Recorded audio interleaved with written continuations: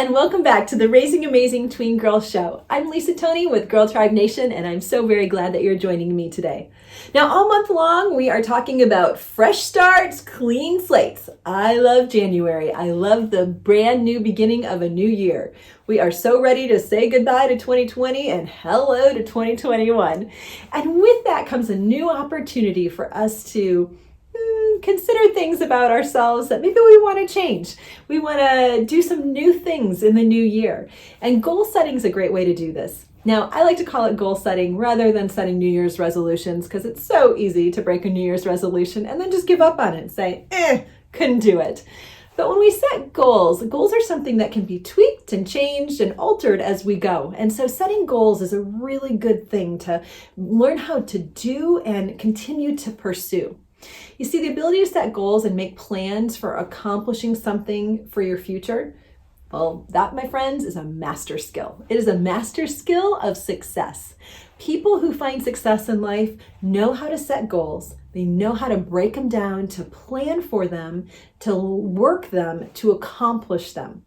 So I want to talk about goals today because I believe this may be one of the most important skills that you can not only learn as a mom, but also how to teach your tween girl this. When you teach her how to set goals and how to strive to achieve them, oh man, that is going to be something that is so beneficial to her for her whole life.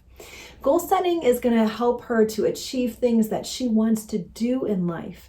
And they help you to really push beyond what your normal boundaries are. They help you to see beyond yourself. And they also help to build courage. And in a world today where we have such a high level of anxiety and stress in our tween girls, building courage is a great way to help them to succeed. You see, when a girl learns how to accomplish a goal, gives her a little boost. It's a win. I can do that hard thing. And so as we as moms help our kids learn how to achieve goals, it is going to bring them success, not only in that particular goal, but for setting the next goal and the next goal. And that's going to just snowball all through their lives. Have you gotten a chance to get out in the snow at all this year? I took my kids up to a local mountain. No, I'm in Southern California, so we don't get snow, but we're really close to the mountains. And so when it rains here, there is snow up there. It's so fun. We can't wait if we can get up the mountain. Sometimes they're treacherous and dangerous to do. But we were able to get out there over our Christmas break, and it was so fun to go up to the mountain. And the snow was so deep, it was like up to my thigh. And so I've got 4 kids, and so we had so much fun getting up there and being able to go sledding, and we built snow people. We built a whole tribe of snow people. It was so much fun. And the snow wasn't very sticky. Now, I grew up in Michigan, and so I was used to lots of snow, and it rains a little bit more and it gets stickier. I don't know. I'm just used to stickier snow. The snow was very dry powder snow. And so you really had to smash it together. But my kids figured it out before I did. They were really good about it. And they did the snowball thing. They started with a tiny little snowball, and then they started rolling it all around snow. It kept getting bigger. Just so fun when you're building a snowman. Well, the same is true when you start to learn how to set a goal. You want to start small and work to accomplish that one. And then once you have that accomplished, it's like a roll. Then you've got a little bit more confidence to do another goal, a bigger goal. And then you accomplish that one, and it's another roll, and you get a bigger snowball going, and you gain more and more confidence that you can do hard things. You can do things that you never thought you could do. You can achieve things in your life that you want. You can do things that you've never even been exposed to. When you have a strategy in place to accomplish and achieve the goals that you have set. So last week we talked a little bit about why we want to set goals and how to go about doing this and how we want to break them down. Today we are going to talk about SMART goals.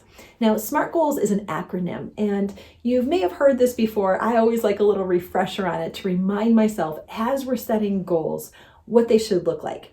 So if you write this acronym down, it's S.M.A.R.T. You spell the word SMART. So you're off to a good start already when you know that you're going to start off with a SMART goal. So we're going to break it down and look at each aspect. Now, as we look at the word for S, it is specific. So when you write your S down, you're going to write specific. So a specific is a description for the kind of goal that you want to set. You want to set a specific goal, not something that's really huge, but something very specific pertaining to that. So, for example, you might ask the question, what is it that I want to accomplish? So let's take the idea of maybe exercise, that we want to be able to exercise more, okay? Now, if we set the goal, I want to exercise more, that is just too big and too broad. It's going to be really hard to accomplish. Like, how do you know if you've exercised more? So if our goal is that we want to get healthy to exercise more, or maybe our goal is to lose a little bit of weight, or maybe those are one of our goals for our tween girls, to get her healthy and outside and moving, or get her off her screens a little bit more, or help her enjoy the fresh air, whatever the end goal is of what we want to accomplish. We want to know very specifically what it is that I want to accomplish. So I'm going to use the example with my tween of getting her out to exercise. Now, my tween loves to swing. We have a big tree in our yard, and she loves to go outside on her breaks from school. We're crisis homeschooling, so we're at homeschool quite a bit. And on her breaks, that's her recess time. She loves to go out there and swing. And I try and get her to go for walks and get more exercise. And she's like, Mom, I swing. Like, that's her idea of exercise. So I'm trying to get her out there and get her moving more. So that is my goal. One, to get her out there and moving, help her to move her body and get more exercise. Okay, so measure this. How do I know how I reached my goal? So as we move from our S, we're going to go to M. M is measurable. So we've got specific and we've got measurable. So measurable is, how do I know I reached my goal? So we're going to have a way to measure this. So we're you need to set a way to measure that. So for my particular instance, how am I gonna measure if she is exercising more? So what I'm gonna do is kind of just keep track of it somehow. So I'm gonna check it off on the calendar, or I'm going to put some kind of reward system in place where she can move something up and see something that's moving, or that she can record it on an app. So we need to have a measurable way for identifying if it's going to happen. Now, as we move on from our S and our M, specific and measurable, we've got A up next. A is for achievable. So you want to write achievable down. We've got specific, measurable, and now achievable. Now this one's really important. We want our goal to be realistic. We don't want it to be something that is not going to set us up for success. We want to get a win on this. And so, you might want to scale back the goal to being a little bit smaller than maybe where you want to be in the future. But we want to get some wins in there first before we start tackling. We got to start with that small snowball before we get making it bigger, bigger, bigger. So we want it to be achievable. Is my goal realistic? We also want it to be relevant. So this is where our R comes in. So we want to say, okay, why is this so important to me? We want to be able to answer that question. How is this relevant? So we've got specific, measurable, achievable, and relevant. Why is this goal important to me? So this is the part where it gets hard if you as a mama set the goal for your child. You want to really be able to work with your tween and do this together. Because I know it's so easy, so tempting for us mamas to be able to go in there, jump in there and say, this is what you need to do. This is how you're going to do it. This is when you're going to do it. But she's got to have some buy-in. And she's getting old enough now where she can and should be part of the process. And if you can take the extra time and the extra patience required to help her work through the process, it's going to teach her more skills for the next time that she needs to set a goal. So why is this important to me? So you want to have some conversations with her, like, okay, I really want us to be able to be outside and get some exercise. Why is this important? Well, your body is growing and changing as you're in puberty, and it needs exercise. It needs to get stretched. Now, hey, I know you enjoy doing swinging, and I don't want to take that away from you, but we need to figure out a way to add in some additional exercise. So let's figure out some ways to do that. Do you feel good when you are outside? Do you feel better when you're inside working out? Would it be better to do a video, or would it be better to jump on the treadmill, or is it better to go outside and walk? What is a good way that is going to be relevant and helpful to helping you feel like you're keeping your body healthy and strong. Okay, so we've got S-M-A-R, and now we're on T, time bound. That is the last letter in our word SMART. We've got specific, measurable, achievable, relevant, and our last one is time bound. So with this one, we want to say, what's my deadline? When do I want to have this goal accomplished? Now, just a word of advice would be to make a small goal and try and set it for a smaller amount of time, rather than say, by the end of this year, I want to have run a marathon. That might just be a little bit too much to chew off. But if you can say, hey, let's just set a goal for next week, Monday through Friday, we're going to set a goal that you are going to be outside and able to walk 15 minutes a day, or you're going to walk half a mile or a mile, whatever it is that you want to accomplish to set for that goal. So that gives us a time-bound measurement to say, okay, on Friday, we get a chance to evaluate. So SMART is this acronym: specific, measurable, achievable, relevant, time-bound, which gives us some good questions, kind of like a framework as we're working to set our goal.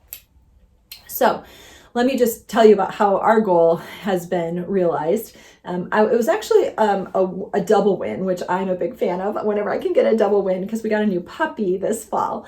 And we needed this puppy to get some more exercise and go out for a walk. And we really wanted to set the routine, the habit. So we were kind of divvying out all different kinds of assignments and responsibilities that are involved with caring for a puppy. I've got 4 kids. And so my tween really jumped on the idea of taking for a walk in the morning. And I'm like, oh, this is perfect. This is a great way to, 1, accomplish our goal of getting our puppy more exercise, and 2, accomplishing the goal of my daughter getting more exercise.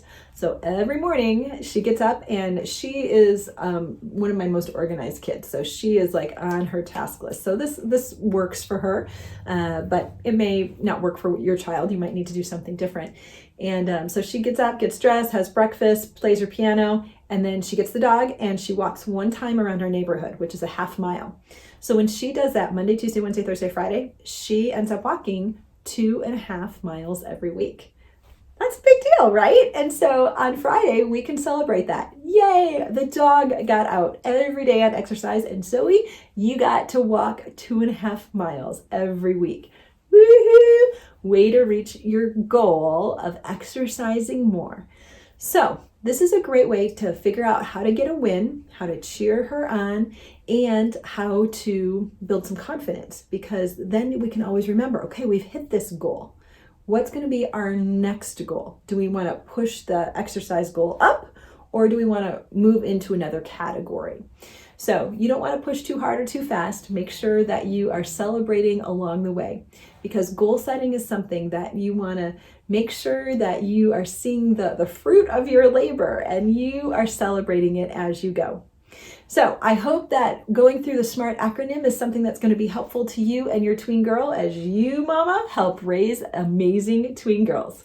I have a very special download that I want to give to you to help you through this process of learning about goals and setting goals, both for yourself and for your tween daughter. So you can download this for completely free by going to girltribenation.com/goals. There you'll have this download that is a worksheet that's going to help you work through the process of setting goals, how to track them, how to use SMART's goal strategy, and set you up for success in learning about goals, teaching goals to your daughter, and putting some goals into practice. So make sure you download that cheat sheet. It's going to be really helpful to you as you navigate this process of goal setting. Thank you so much for joining me today. I'm Lisa Tony with Girl Tribe Nation, and we are all about raising tween girls to be smart, healthy, brave, and live with a whole lot more happy. Thanks for joining me today, and I'll see you next time.